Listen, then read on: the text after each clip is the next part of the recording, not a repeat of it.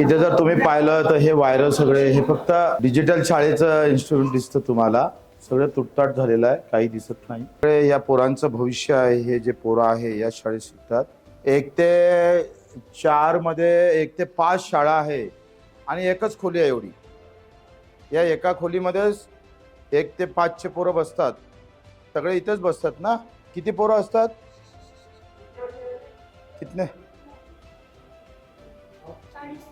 40 पोरं इथं बसतात 1 ते 5 चे आणि एकत्रित शिकवलं जातं कारण रूम एकच आहे. रूम एक असल्यामुळं काय झालंय, शिक्षक 2 आहे. इथले शिक्षक थोडे बरे येतात ते, पण बाकी शाळेमधलं जर तुम्ही पाहिलं तर बाकी शाळेमध्ये शिक्षक येत नाही, 15-15 दिवसानं येतं आणि तो आलं तर राहायची काही सोय नाही आहे गावात.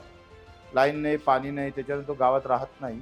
तर मेळघाटच्या शाळेचं चित्र जर पाहिलं, वर्ग 5 1 खोली, म्हणजे हा भारताचा डिजिटल भारत, विकसित भारत AI वर चाललाय.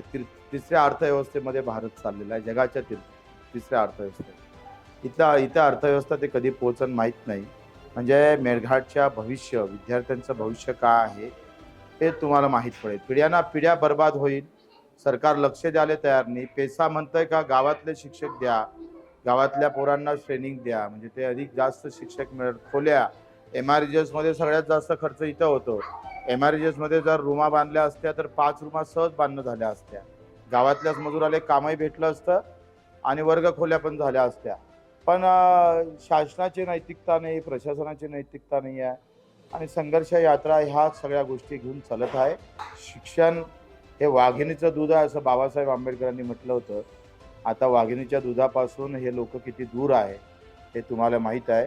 काही लोकांना जी स्कूल आहे ते सिमेंट टँक सहित आहे, AC सहित स्कूल निर्माण होत आहे आणि ट्युशन सगळ्यापासून सगळं मिळत आहे. आणि दुसऱ्या इकडे नशिबानं एक खोलीच फक्त भेटली आहे बिब्याला. त्या एका खोलीतच आता या बिब्याचं भविष्य आहे. संघर्ष महत्त्वाचा आहे. शांत राहणं सोडून द्यावं लागेल. क्रांती करावं लागेल. क्रांतीची मशाल हाती घ्यावं लागेल. खरं तर हीच सगळ्या वेदना दुःख घेऊन आम्ही चालतो आहे.